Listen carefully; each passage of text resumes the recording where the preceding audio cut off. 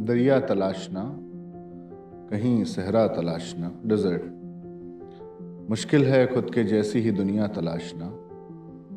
देखे हुए से ख्वाब सा एक ख्वाब देखना, फिर ख्वाब में भी ख्वाब के जैसा तलाशना। तस्वीर साथ बैठ के तस्वीर देखना, तस्वीर देखने का सलीका तलाशना। रंजीत भाई आपका खोना कमाल है, उस पे कमाल आपके जैसा तलाशना। कहीं कोई नज़र से सामने से गुजरा और बस ज़बान में आ गया वो एक मिसरा आ गया कि उस दिलनशी को देख के हम बस वहीं ठहर गए। ये भी नहीं कि जिंदा है, ये भी नहीं कि मर गए। अब वो पहला पहला प्यार है कि दूसरा है कि सातवां है, इससे फर्क नहीं पड़ता। प्यार प्यार होता है भाई। एक वक्त अगर एक वक्त में एक से आप वफादारी कर रहे हैं तो अच्छा, आपके दिल के करीब अपनी कौन सी गजल है? वो तो ये है कि आप अपने बच्चों को ये कहें कि इसमें कौन सा सबसे प्यारा बच्चा है। पता ही नहीं चला। पता ही नहीं चला कभी। ऐसी ऐसी सोहबतें मुझे मिली कि जॉन एलिया को सुनना वो हुआ।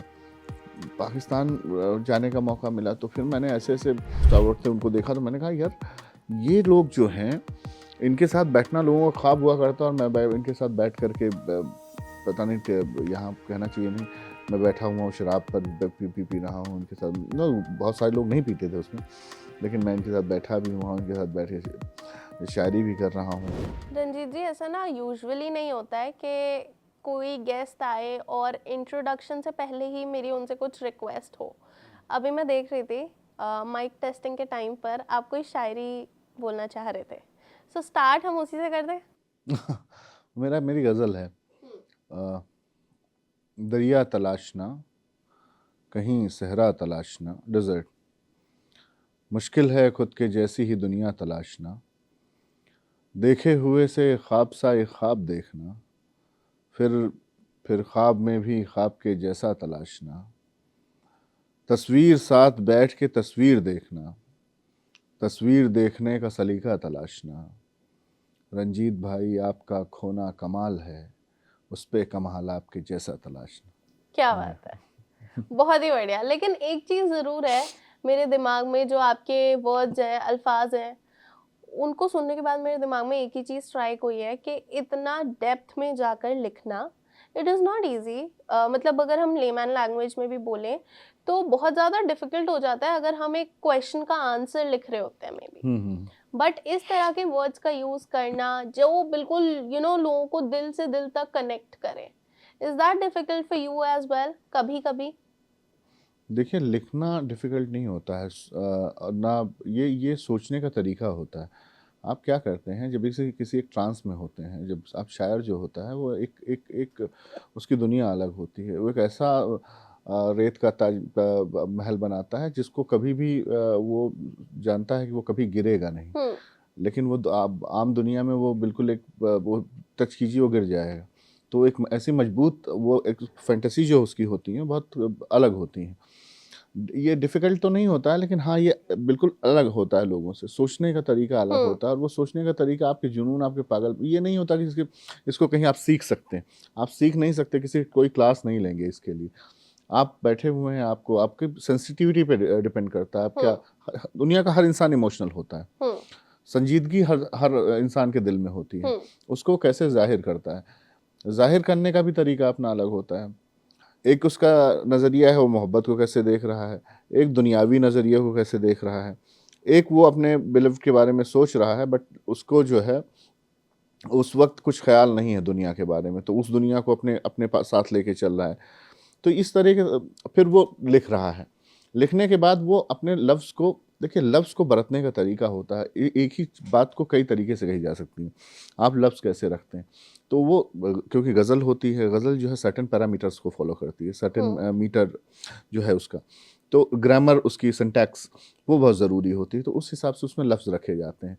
पहले तो आप सोचते हैं कि आपको लिखना क्या है, फिर उसमें लफ्ज़ कैसे रखने हैं, फिर लफ्ज़ को खूबसूरत कैसे बनाना है, खूबसूरत ऐसे बनाना है कि जो दूसरों को खूबसूरत लगे। ये सब तरीका होता है वो करने का, लेकिन फिर आप सोचते नहीं हैं, आप कह देते हैं बस।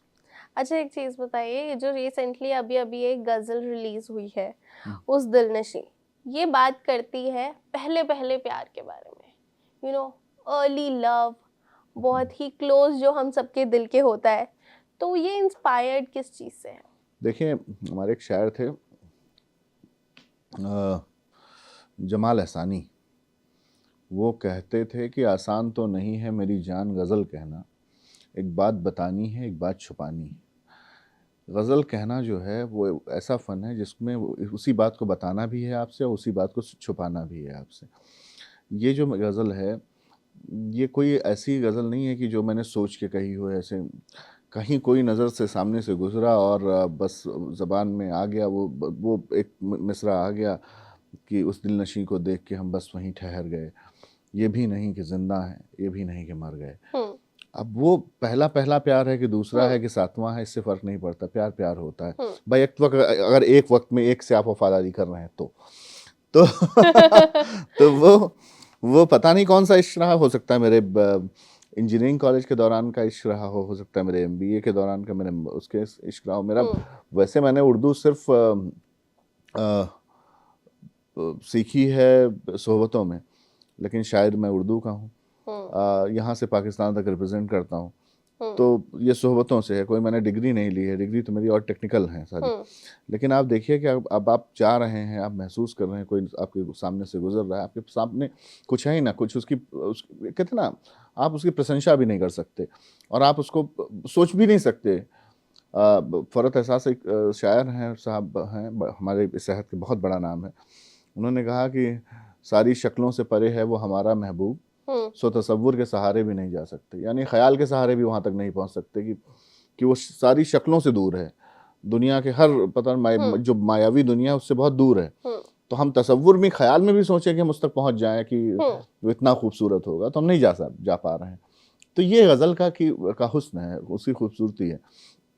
तो वैसे ही है कि कोई नज़र के सामने से गुज़रा है, कोई दिल में रहा या किसी को देखा, बस वहीं कह दिया। अब वो हो सकता है बहुत बुरा रहा हो, हुँ, उससे मुझे मतलब नहीं है, लेकिन मैंने जिस तरह से देखा उसको, हाँ। तो ये भी नहीं कि ज़िंदा हैं, ये भी नहीं कि मर गए। वो वहीं पर रुक गई बात और फिर उसके बाद गज़ल के जो पैरामीटर्स हैं वो फ़ॉलो करते गए। अच्छा एक चीज़ बताइए, मैंने हमेशा से ये मिथ है या ये सच है, ये आप ही हमें बता सकते हैं कि जो भी लोग शायरी लिखते हैं या फिर गज़ल लिखते हैं, जो भी लोग इंटरेस्टेड होते हैं, वो लोग बहुत ही रोमांटिक मिज़ाज के होते हैं। फालतू बात। फालतू बात है, ऐसा कुछ नहीं होता। नहीं, नहीं रोमांटिक देखिए गज़ल कहने के देखिए बुनियादी शर्त तो यही है कि आपके दिल में मोहब्बत हो। ख़राब आदमी गज़ल नहीं कह सकता और अगर कह सकता तो ख़राब शायरी करता है। हुँ, अगर मतलब दुनियावी तरीके से मैं देखिए मैं अच्छा ख़ासा मैं एक लीगेसी से आता हूँ, तो मुझे कोई पैसे की ज़रूरत तो है नहीं है मुशायरा हुँ, पढ़ने के लिए पैसे मैं अपनी ज़रूरत से पैसा मतलब मुशायरा पढ़ता हूँ। जहाँ हम ख़याल लोग मिलते हैं मुशायरा पढ़ता हूँ, मेरी एक फाउंडेशन है जश्न अदब जिसके तहत मैं पूरे कंट्री में हमारे फेस्ट होते हैं, तो मैं लोगों को वो करता हूँ, तो मेरी कोई ज़रूरत नहीं है। हाँ, उन लोगों की ज़रूरत होगी जो शायर बनना चाहते हैं, आदमी शायर बनता नहीं, शायर होता है। हुँ, तो अब आप उसको कहिए कि जो है ये कहना कि नहीं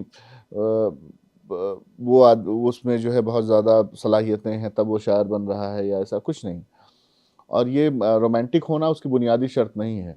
हुँ, लेकिन हाँ, रोमांस की बातें करना गज़ल की बुनियादी शर्त है। ओके। क्योंकि क्लासिक ही गज़ल देखिए, गज़ल के हुँ, मायने होते हैं you are talking, you are admiring your beloved. तो अगर आप अपने महबूब के बारे में बात करते हैं, इसका नाम ही गज़ल है। गज़ल का माने महबूब के बारे में आपको उसको जितना वो कर अब आपका महबूब आपका ब आपका आपकी आपकी प्रेमिका हो सकती है, आपका खुदा हो सकता है, कोई भी हो सकता है, जैसे बिल्कुल। हकीकी और मजाजी हुँ, का जो कांसेप्ट है, तो वो होता है यहाँ पर, जो दोनों तरह से वो होता है। अब आप किसी को भी अपना महबूब बना लें, उसमें अपना शायरी करें, रोमांस ऐसा ज़रूरी नहीं। आप किस रोमांस की बात कर रही हैं, वो मुझे हुँ, नहीं समझ आप मतलब और इसको एलैबोरेट कीजिए। लेकिन गज़ल जो है, वो बेसिकली तो आपके महबूब के रोमांस की बात करती है, लेकिन शायर रोमांटिक हो, ये ज़रूरी नहीं है, बिल्कुल ज़रूरी नहीं। ठीक है। मतलब सिर्फ़ राइटिंग की बात होती है, ऐसा कुछ नहीं है, ये सारा मिथ है। नहीं, मिथ तो नहीं कहूँगा, हुँ, लेकिन हाँ, ये ज़रूरी नहीं है कि वो रोमांटिक हो। हाँ, लेकिन हाँ, कोशिश तो सबकी रहती है कि वो उनके उसके अंदर ऐसा रहे कि वो कहने का देखिए क्या होता था, हम जब इंजीनियरिंग करते थे, हाँ, तो ज़बान ठीक-ठाक थी, लोगों से बात करने का सलीका पता था। तो वो जो मोहब्बत के ख़त होते हैं ना, अब आप लोग हैं, अभी आप लोगों के यहाँ तो मोबाइल आ गया, सब कुछ हो गया। जब हम उस ज़माने में मोबाइल इंट्रोड्यूस हुआ था हुँ, 2000-2004 तो वो इंट्रोड्यूस हुआ था, तो ख़त और चिट्ठियाँ जो हैं वो बहुत एक वो होता था, एक मीडियम होता था, एक ज़रिया होता था पहुँचने का। तो वहाँ पर क्या है कि वो लोग लिखवाते थे या लफ्ज़ों का इंतखाब करवाते थे हम हुँ, लोगों से कि ये मैंने अपनी गर्लफ्रेंड के लिए कहा, लेकिन आप इसमें लिख दीजिए कि ये इसमें सही क्या लफ्ज़ है। तो बहुत सारी बातें हुई, बहुत सारे लोग आज उनके घर भी आबाद हो गए, बहुत के आबाद होके फिर बाद में बर्बाद भी हो गए। लेकिन वो उसका नतीजा ये हुआ कि वो आज तक जो है, ज़बान का मामला ये है कि आप जो है उसके साथ ज़बान बढ़ती जाती है। हुँ, ज़बान को सिर्फ़ ज़बान का मसला है, दरअसल जो भी मैं बोल रहा हूँ ये ज़बान का मसला है। आप एक ही बात को किस तरह से कितनी तरीके से बोल सकते हैं, ये सब कुछ है। और जब ख़ासकर इस मुल्क में जहाँ इतनी सारी वैराइटीज़ हैं, हर ज़बान में शायरी की जा सकती है। ऐसा नहीं कि उसके लिए उर्दू ज़रूरी है। हुँ, लेकिन उर्दू में एक बड़ी अच्छी बात ये है कि क्योंकि गज़ल तो पैरामीटर्स का मामला है, लेकिन उर्दू में अच्छी बात ये है कि उसके पास लफ्ज़ बहुत हैं, उसने अपनाइयत बहुत है, हुँ, उसने सब कुछ अपने पास ले लिया है। उसके आप आशिक देखिए कौन-कौन है, उसके अच्छे लोगों में से कौन है। आशिक उसका जो इश्क करता है, आशिक उसका हीरो है, महबूब उसका हीरो है, हुँ, शराबी उसका हीरो है। हाँ, ऐसे लोग हैं। इसके इसके ख़राब लोग कौन हैं? जो प्रीच करते हैं, मौलवी, पंडित, ये लोग इसके इसके विलेन हैं। तो गज़ल में तो इतनी अपनाइयत है कि वो सारी चीज़ों को अपने पास बुलाती है। हुँ, उदासीनता उसके अंदर है, उसके अंदर उदासी है। हुँ, उदासी कोई ख़राब बात तो है नहीं, उसके अंदर तन्हाई है। आप तन्हाई को जी नहीं पा रहे हैं, ये आपकी हुँ, मजबूरी है। लेकिन तन्हाई है, गज़ल में तन्हाई है, गज़ल में शोर नहीं है, गज़ल में भीड़ नहीं है। तो जितना आप अकेले हैं, गज़ल में अंधेरा बहुत है। हुँ, अब अंधेरे से मेरी मुराद ये नहीं कि मतलब पूरा वो है, डार्क, हाँ, तो मतलब ऐसा भी नहीं कि, लेकिन गज़ल में उस अंधेरे की जो रोशनी है, हुँ। वो गज़ल के लफ्ज़ों को और गज़ल की जो इम्पैक्ट है, उसको एक वो देती है, एक डायरेक्शन देती है। ठीक है, जब आपने पहली बार पूरा का पूरा कॉम्पोज़िशन सुना, कविता जी के साथ आप बैठे होंगे डेफ़िनेटली। नहीं, मैं बैठा नहीं। नहीं। मैं मुशायरा पढ़ रहा था, पुरानी बात है, बीसियों साल पुरानी, और ये हुँ, गज़ल मैंने कहा कि मैं मुशायरा पढ़ रहा था एनसीपीए में, हाँ, और she was there and she called me up and she said कि मुझे ये गज़ल चाहिए। Hmm, I said take it. मुझे तो उन्होंने उसको बनाया किसी फ़िल्म के लिए भी, फ़िल्म वालों ने कई तरह से अप्रोच किया, ये किया। अब कविता जी बहुत टैलेंटेड सिंगर हैं। डेफ़िनेटली। 3-4 उन्होंने उनको फ़िल्म फेयर मिले हैं। अभी रिसेंटली उनको और कनिष्क ने या जो उनके बेटे ने गाया हुँ, है, उनको भी फ़िल्म फेयर मिला रंगी सारी के लिए। ओके। तो उन लोगों को मिला, तो उन्होंने कई वो कि बहुत सारे लोगों ने कहा, लेकिन उन्होंने कहा कि इतनी खूबसूरत गज़ल है कि मैं इसको खुद ही मैं इसका एल्बम या इसका म्यूज़िक वीडियो खुद ही लेके आऊँगी। तो मैंने कहा that's up to you. I mean, मैं इसमें क्या डिसाइड कर सकता हूँ? हुँ, मैंने लिख दिया जो मेरा काम था।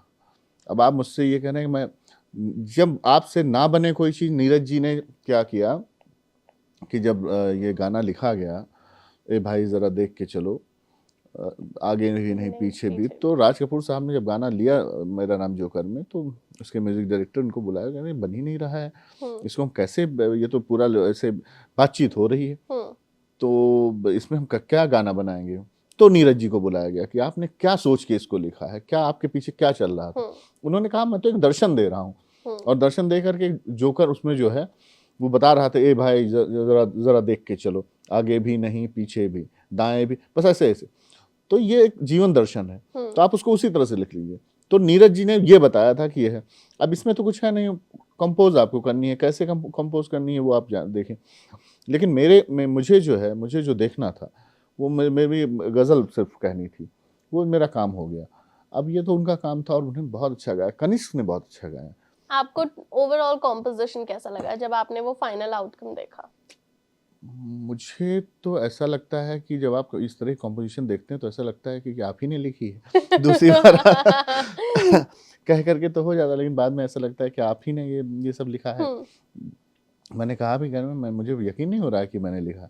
ये बहुत पुरानी गज़ल है, उसके हुँ, बाद मैंने बहुत कुछ लिखा। लेकिन बस ये है कि वो एक एंथम है जैसे, और इसकी लास्ट लाइन जो है वो लोगों को बड़ा वो करती है उसमें, वो शेर है ना कि दे कर के उसने दिल हमें एक रोज़ जान मांग ली, हम भी तो बादशाह थे जो कह गए सो कर गए। तो मेरे अपना मिजाज था जो मैंने कहा था, लेकिन लोगों को लगता है कि अरे बाप रे बाप, गज़ल में मर जाना, ये होगा, हाँ। ये होता है, ये है। अच्छा, आपके दिल के करीब अपनी कौन सी गजल है?